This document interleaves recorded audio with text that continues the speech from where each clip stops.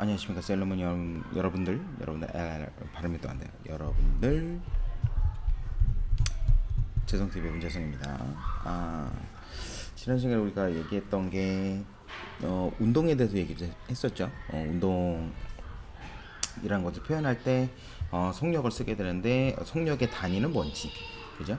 그리고 중학교 때 다루는 속력은 시간과 거리로 다루게 되고, 고등학교 때는 거리와 방향까지 우리가 표현하게 된다. 이걸 우리는 변위라고 하는 거를 쓴다 그랬어요. 벡터, 영어로 이제 벡터라고 표현하게 되는데, 그 개념이 쓰이게 됩니다. 고등학교에서는. 오늘 그리고 이제 힘을 받지 않을 때 물체는 어떤 운동을 하는지까지 우리가 좀 얘기를 좀 해봤고요. 그때 이제 등속 직선 운동을 한다고 얘기를 했었죠. 그래서 물체에 힘이 가해졌을 때는 두 가지, 속력과 그리고 저게 모양과 운동 상태가 변화해야 되고요. 운동 상태가 변화할 때는 두 가지, 빠르기와 운동 방향, 이것들이 변화가 돼야만 한다. 근데 이것이 전부 다 변하지 않는 등속 직선 운동 같은 경우에는 이 물체에 가해진 힘이 0이 된다. 그렇게까지 얘기 좀 했죠. 알짜임까지 우리가 얘기를 좀 했었습니다. 그죠? 그럼 우리가 얘기할 것은 뭐냐면 그 중력의 연장선입니다. 중력의 연장선.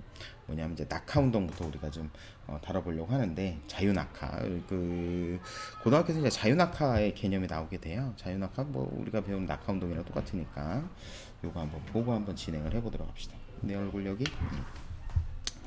자, 낙하 운동은 뭐냐면 떨어지는 거죠. 그래서 떨어지는 운동을 낙하 운동이라고 하게 되는데, 허공에서 이 물체가 떨어지는 거죠. 지표까지. 근데 이 물체가 떨어질 때 필요한 것, 자, 떨어질 때 뭐가 발생해요? 속력이 발생하게 돼요. 속력이 발생하게 되는데, 이때 이 물체를 잡아당기는 힘이 바로 뭐가 돼? 자, 중력이 됩니다. 자, 그 여기서 우리가 한 가지 더 얘기할 것이 뭐냐면, 지난 시간에 우리가 알짜 힘 얘기한 적이 있었어요. 그죠? 우리가 이 물체에 가해지는 힘의 총합을 했을 때, 더하기 빼기 했을 때 나오는 힘이 알짜 힘이 되는데, 만약에 알짜 힘이 0이면은 얘는 무슨 운동 한다고 그랬어요? 등속 직선 운동 한다고 그랬죠. 그죠? 근데 중력이 이 물체를 잡아당기고 있어요. 중력이 이 물체를 잡아당기는 순간 이 물체는 바닥에 떨어질 때까지 계속 중력의 영향을 받습니다. 그러니까 알짜 힘이 0이 아니에요. 그죠? 알짜 힘이 0이 아니기 때문에 무슨 운동 하지 않아요? 등속 직선 운동 하지 않아요. 근데 직선 운동을 하죠. 아래로 떨어지는 직선 운동을 하게 되는데 뭐가 달라질까? 속력이 달라지게 됩니다. 알겠죠? 그래서 속력이 어떻게 하느냐? 변화가 되는데, 어떻게 변하냐? 일정하게 증가하는 운동이다. 그래서 등가속도 직선 운동을 하게 됩니다. 이거 이제 나눠서 이렇게 하겠죠. 등가속도 직선 운동. 등가속도는 뭐냐? 등 같다, 가가 더하는 게 같다, 속도가 더해지는 것이 같다라는 것이 등가속도 운동이 돼요. 자, 가속도부터 우리가 얘기하게 되면, 가속도는 왜 선생님이 요거 얘기한 적 있잖아요. F는 ma, 그죠? F는 힘이 되고요, M은 질량, 여기서 A가 바로 가속도가 돼요. 가속도. 그러니까 내가 물체에다 힘을 주면 어떻게 되냐면, 이 물체는 속력이 계속 증가하든지 혹은 감소해야 돼요. 그래서 선생님 우리 왜 속도 개념 얘기했었잖아요. 속도 개념. 속도 개념은 뭐가 포함되냐면 방향이 포함됩니다. 그래서 가속도는 두 가지로 나눌 수 있어요. 크게 두 가지. 어떻게 두 가지로 나누냐면, 같은 방향으로 가해진 물체의 움직임과 같은 방향으로 가는 가속도. 그럼 얘는 어떻게? 속력이 증가하겠죠? 속력이 증가하는 가속도가 있어요. 그럼 만약에 가속도가 반대 방향으로 가면 어떻게 돼? 여기가 움직임이고요, 반대 방향으로 가속도가 가해지면은 얘는 속력이 감소하게 되겠죠. 똑같은 가속도인데 방향이 같은 방향이냐 반대 방향에 따라서 속력이 늘거나 줄거나 합니다. 알겠죠? 그래서 여기는 속도라고 하는 거예요. 속도. 속력이 아니라 속도. 왜냐면 지난 시간에 얘기했어요. 속도는 뭐가 포함된다? 방향이 포함된다. 그래서 같은 방향의 가속도냐 반대 방향의 가속도냐, 요거에 따라서 전혀 다른 결과가 나타나게 됩니다. 요건 좀 지울게요.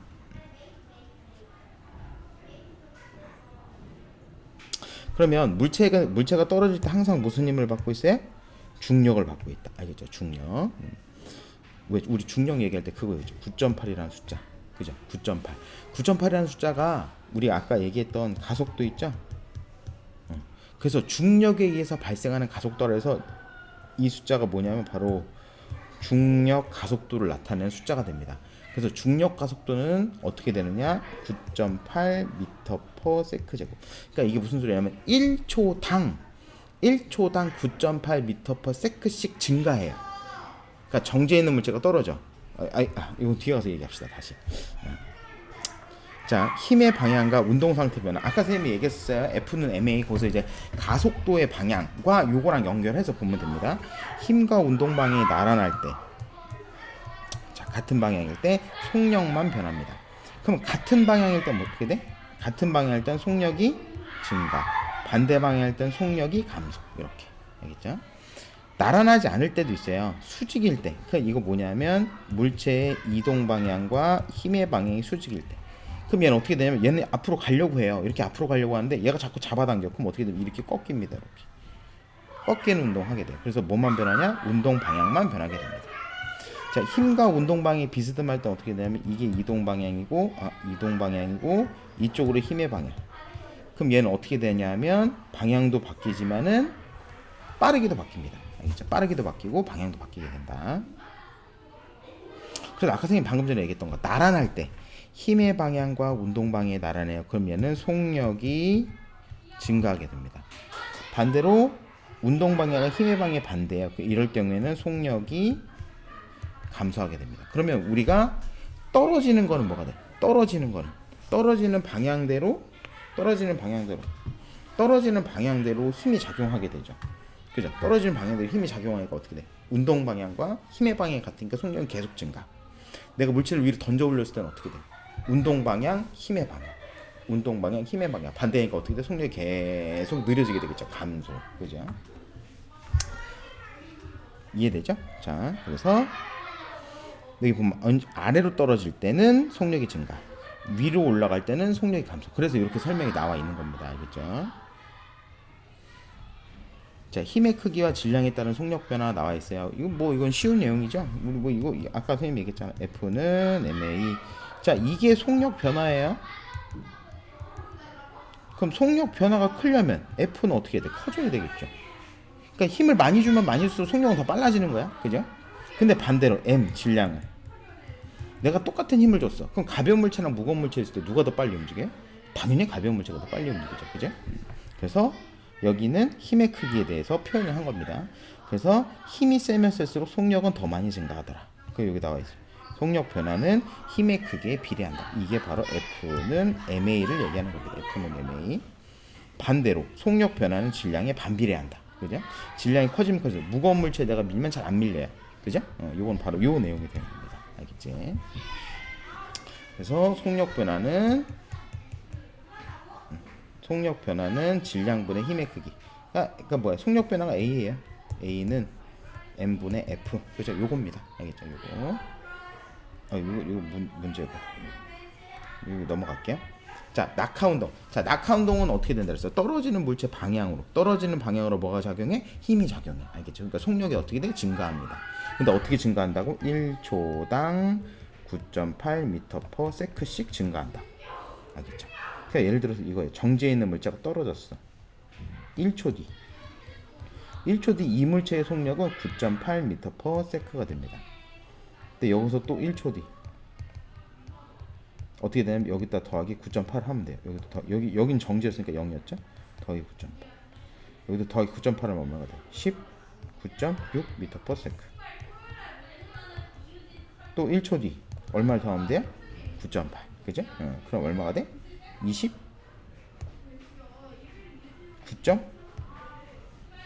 얼마가 됩니까? 29.4. 29.4m/s. 이런 식으로 속력이 증가하게 됩니다. 알겠죠? 자, 공기 중에서의 낙하의 운동, 진공에서의 낙하 운동 이렇게 있는데 공기 중에서의 낙하의 운동은 속력이 변해요. 이 변하는 이유가 왜 그러냐면 저항 때문에. 그럼 저항이 큰 물체일수록 어떻게 돼? 저항이라고 하는 것은 떨어지는 것을 방해하는 힘. 그죠? 저항이 크다. 그럼 떨어지는 것이 늦어지겠죠.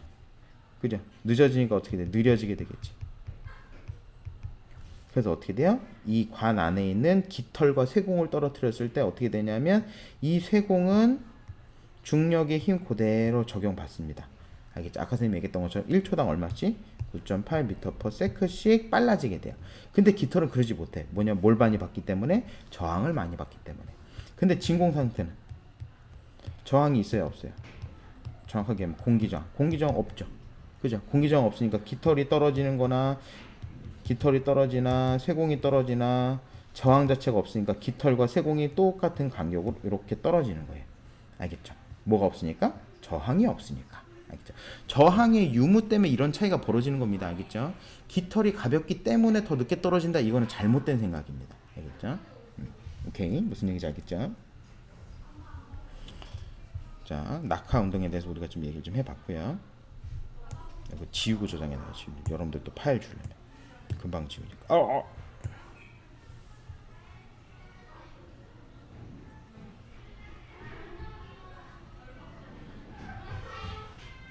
자, 그 다음에 자, 운동 에너지. 우리 배웠던 거. 운동 에너지 한번 해봅시다. 에너지 하기 전에 우리가 참 저기부터 해야 된다. 일부터 좀 우리가 다뤄볼게요. 왜냐하면 에너지를 알려면 일의 의미부터 알아야 되기 때문에.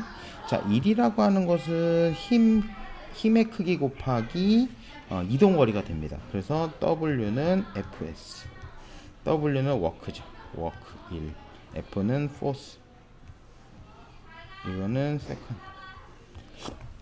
그죠? 힘은 힘 곱하기 시간. 알겠죠? 그러니까 이게 무슨 소리냐면 내가 일정한 힘의 크기로 얼마만큼 어느 시간 동안 뭐라고 할까? 어느 시간 동안 뭐 일정 시간 동안 물체에 일정 시간이 아니군요. 어느 시간 동안 물체에 힘을 가했느냐? 요 내용이 바로 일이 됩니다. 그래서 일의 양은 힘 곱하기 이동거리가 된다. 그래서 간단하죠? 3N의 힘으로 2m만큼 밀었다. 그럼 어떻게 돼? 3N 곱하기 2m. 얼마가 됩니까? 6 단위는 줄이 되죠. 줄. 에너지의 단위는 줄이 돼. 그러니까 일의 단위는 줄이 됩니다. 일한 것도 줄이 되고요. 이건 뭐랑 똑같아? 에너지의 단위랑 똑같아. 그래서 지금 에너지 단위 얘기하려고 요거부터 한 거예요. 알겠죠? 요거 공식 기억해 둡시다. W는 F 곱하기 S. 이게 뭐라고? 일이 되기도 하고요. 얘는 곧 뭐가 된다? 에너지가 된다. 알겠죠? 힘 곱하기 거리. 뭐 마찰력에 대한 일 쭉 나와 있는데 요거 선생님이 얘기하고 싶은 건 이거예요. 중력에 대한 일. 자, 물체를 들어 올립니다. 자, 바닥에서부터 물체를 이렇게 들어 올렸어요. 그러면 내 이 물체를 들어 올리기 위해서는 얼마만큼 힘을 줘야 되냐면 중력의 크기만큼 힘을 줘야 돼요. 중력의 크기. 이게 바로 이제 힘의 크기가 되겠죠.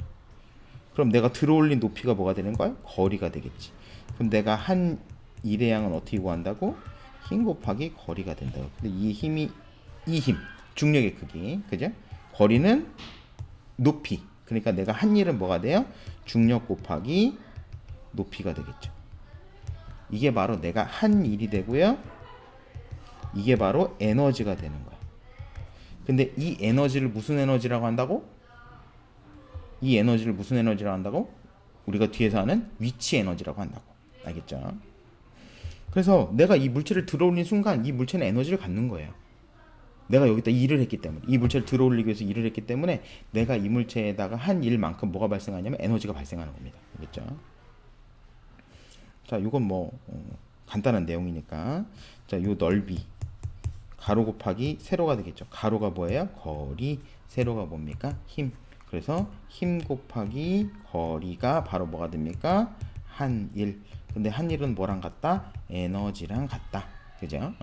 그래서 이 넓이가 바로 이 물체의 한 일이 됩니다. 그래프 모양이 이렇게 돼도 상관없어요. 그래프 모양이 구불구불해도 어쨌든 이 넓이는 내가 한 일이 된다. 알겠죠? 내가 한 일. 이것도 마찬가지가 되겠죠. 요 사각형 더하기 요 사각형이 내가 한 일이 되는 거예요. 알겠지? 이것도 마찬가지. 이거 뭐라고 할까요? 사다리꼴? 사다리꼴 이것도 마찬가지가 됩니다. 뭐 요 삼각형 더하기 이 사각형 해도 되고요. 아니면 윗변 더하기 밑변 곱하기 높이 나누기 요거 해도 되고, 그죠? 요거는 너무 쉬운 개념이라 이건 넘어가도록 하겠습니다. 삭제. 자, 우리가 일 얘기했으니까 우리가 뭘 할 거냐면 운동 에너지부터 좀 다뤄볼게요. 운동 에너지. 운동 에너지 말고 우리 뭐부터 위치 에너지부터 다뤄볼까요? 위치 에너지. 우리 방금 위치 에너지 얘기했으니까 위치 에너지는 중력에 의해서 발생하는 에너지가 됩니다. 아까 그래서 선생님이 얘기했던 것이 에너지는 곧 한 일의 양과 같아요. 근데 한 일은 어떻게 구한다고요? 힘 곱하기 거리로 구한다. 근데 여기서 힘이 뭐가 되는 거야? 중력이 되는 것이고요. 거리는 높이가 됩니다. 그래서 높이에서 발생하는 에너지를 무슨 에너지라고 한다고? 위치 에너지라고 한다고요. 그래서 위치 에너지는 저거 봐봐. 높이 곱하기 중력 이렇게 해도 상관없죠, 그죠? 근데 중력을 우리가 어떻게 구해? 중력은 9.8 곱하기 질량. 그래서 어떻게 되는 거야? 위치 에너지는 9.8 곱하기 얘가 여기 이렇게 들어가는 거죠? 질량 곱하기 높이. 그래서 선생님이 그 한일의 양부터 얘기를 한 거예요. 알겠죠? 이 한일의 양에서 이 공식이 만들어졌기 때문에 알겠죠? 그래서 기준면을 기준으로 발생한 높이가 이 높이가 되는 것이고요. 여기서 가해진 중력의 크기는 요게 되겠죠. 9.8 곱하기 질량. 알겠죠? 이런 식으로 해서 공식이 만들어지게 됩니다. 그래서 위치 에너지는 무게 곱하기 높이. 그래서 9.8 곱하기 질량 곱하기 높이. 그래서 WH 뭐야? WH. 근데 WH 이렇게 안 써도 되는데. 그래서 어쨌든 9.8 mH라고 합니다. 9.8 m이 뭐라고? 무슨 크기라고? 중력의 크기. h는 높이가 됩니다. 알겠죠? 그래서 위치 에너지는 중력 곱하기 높이가 돼요. 알겠지? 그래서 위치 에너지 우리 다 자세 언제 배웠어요? 우리 6단원에서 다뤘었고 또 3단원에서도 다뤘었죠. 그죠? 3학년 때. 그래서 위치 에너지에 대한 우리가 요번에 잠깐만.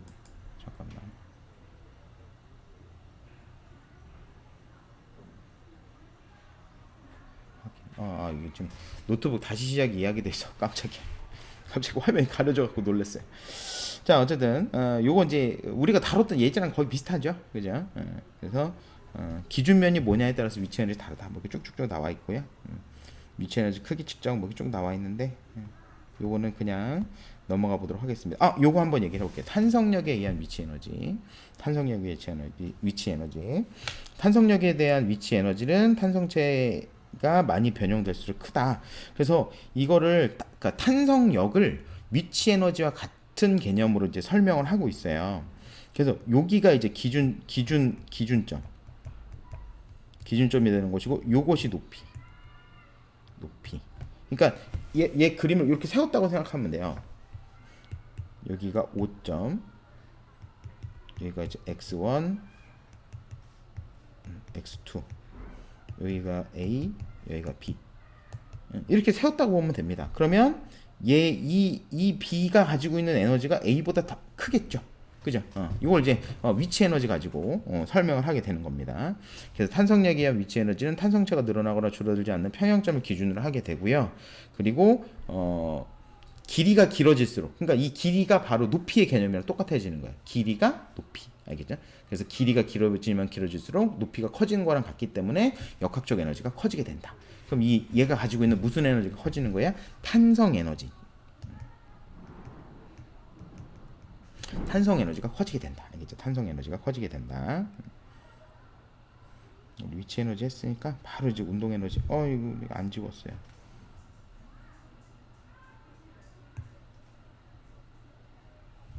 삭제.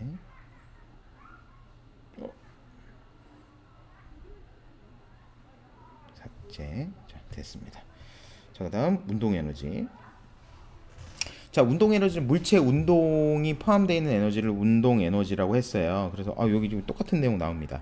에너지 주를 쓰게 되고요. 운동 에너지만 얘기 좀 하겠습니다. 자, 물체가 운동할 때 가지고 있는 에너지는 운동 에너지라고 하게 되고요. 이렇게 공식이 표현되게 되겠죠. 요걸 다시 한번 좀 설명을 해볼까요? 우리가 한 일은 어떻게 구한다고요? F는 MA가 아니죠. 아마 요까지 얘기하면 시간이 거의 얼추 맞겠는데요.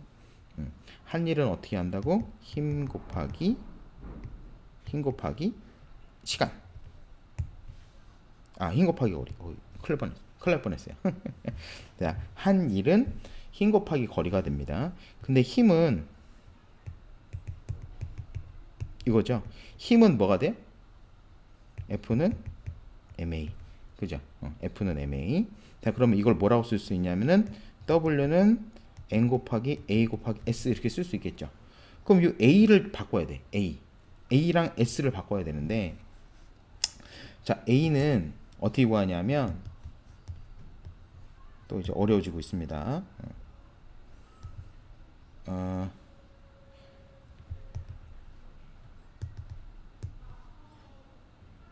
VT라고 할게요.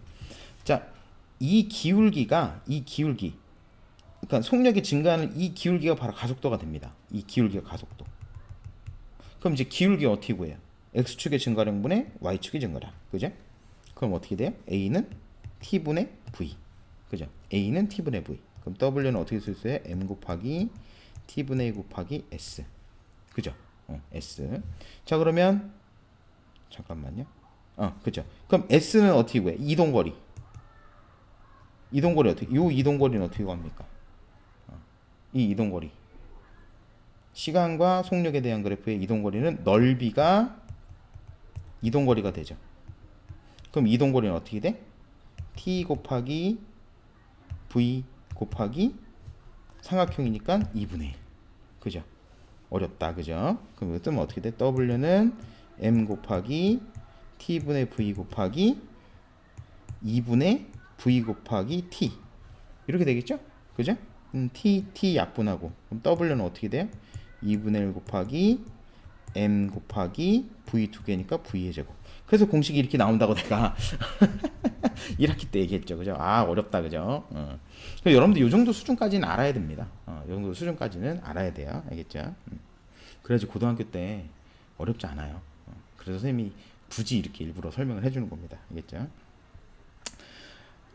운동 에너지는 속력의 제곱에 비례하고요. 질량에 그냥 비례하게 됩니다. 그래서 여기 보게 되면은 질량과 운동 에너지는 서로 비례. 알겠죠? 근데 여기 보게 되면 속력과 운동 에너지는 제곱에 비례합니다. 그러니까 어떻게 돼요? 그냥 속력 가로축이 속력일 때는 곡선의 형태. 우리 이거 뭐예요? y는 x제곱 이거잖아. 그죠? 얘는 뭐가 됩니까? 얘는 속력의 제곱에 대한 거. 알겠죠? y는 ax인데 이 x 안에 뭐가 들어가는 거예요? 속력의 제곱이 포함되어 있는 거야. 알겠죠?